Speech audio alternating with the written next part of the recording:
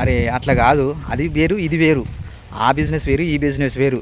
ఇది మంచి company, perfect company, ఇది దీనికి అన్ని అర్హతలు ఉన్నాయి, కేంద్రం నుంచి సర్టిఫికేట్ ఉంది, లోకల్ సర్టిఫికేట్ ఉన్నది, అన్ని సర్టిఫికేట్లు ఉన్నాయి, దీన్ని ఎవడు ఆపేటోడు లేడు, ఎవడు అడిగేటోడు లేడు, మంచిగా బిజినెస్ చేసుకోవచ్చు అని చెప్పి అక్కడ ఉన్న సర్టిఫికేట్లు అవన్నీ చూపించి వాళ్ళను నమ్మించాలి. ఇక నమ్మించిన తర్వాత ఆలోచిస్తాడు, సరే చూద్దాం పో.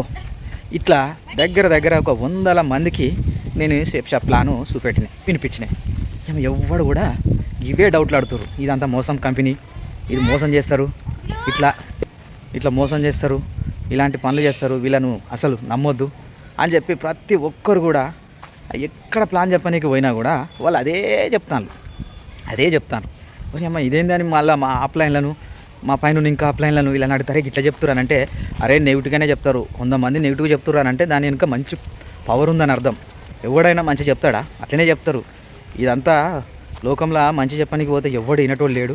ఇప్పుడు నేను బాగుపడ్డా కదా, మీరు కూడా బాగుపడరు అని చెప్తారు.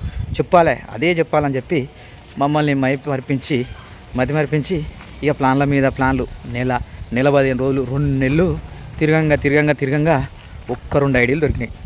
ఇక 2 ఐడీలను దొరికిస్తే వాళ్ళు తీసుకొచ్చి ఇటొక్కలని అటొక్కలని అయ్యాగానే ఫస్ట్ చెక్కు ఎంతో వచ్చింది, యాదికి లేదనుకో, ఇక ఫస్ట్ చెక్కు వచ్చింది.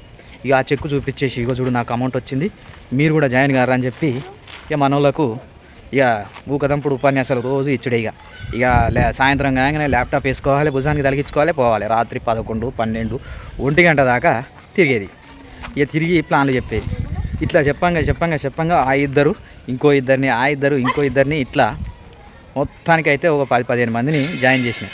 ఇక జాయిన్ చేసిన తర్వాత ఏమైంది, ఇక నడుస్తూ ఉంది అట్లనే. అంతా నేను పెట్టిన పెట్టుబడి 40,000.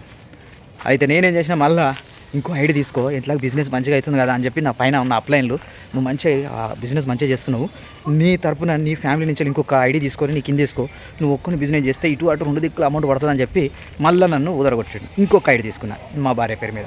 ఈ ఐడి కింద పని చేసుకుంటా పోతా ఉన్నా. ఇక ఆయన బాగా పనిచేస్తుండు.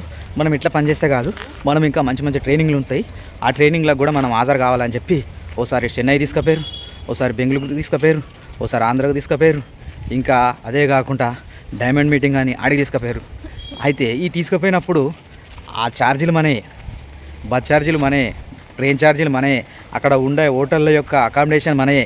మళ్ళీ మామూలు హోటళ్ళకు కాదు పోయేది, మంచి 5 స్టార్ హోటళ్ళకు, మంచి 5 స్టార్ హోటల్లో దిగాలి, 5 స్టార్ వసతులు అనుభవించాలి. అట్లా తీసుకుపోయేటోళ్ళు. ఇక ఏదన్నా చెన్నై పోయినప్పుడు ఒక 20,000, బెంగళూరు పోయినప్పుడు ఒక 20,000, ఇట్లా ఇక తిరుగుతూ ఉన్నాం. ఇక మనం చేసే పని ఉంటుంది కదా, నేను అటు నడుపుకొని పిల్లలు కొట్టాలి కదా, మరి బిజినెస్ మంచిగా నడవాలని అంటే నువ్వు ఫుల్ టైం జాబ్ చేయి. పార్ట్ టైం చేస్తున్నావు కదా, ఇప్పుడు ఫుల్ టైం చేస్తే నీకు ఇంకా మస్తు ఇన్కమ్ వస్తుంది అని చెప్పి ఇంకా బుదర కొట్టినాను. అరే ఇదేదో బాగుంది అని చేసి మళ్ళీ ఏం చేసిన, ఆటోకు ఓ డ్రైవర్ని పెట్టేసి, పిల్లలు కొట్టరా బాబు నాకింత నీకింత అని చెప్పి ఒక డ్రైవర్ని పెట్టి ఇక ఫుల్ టైం తిరిగినాయి.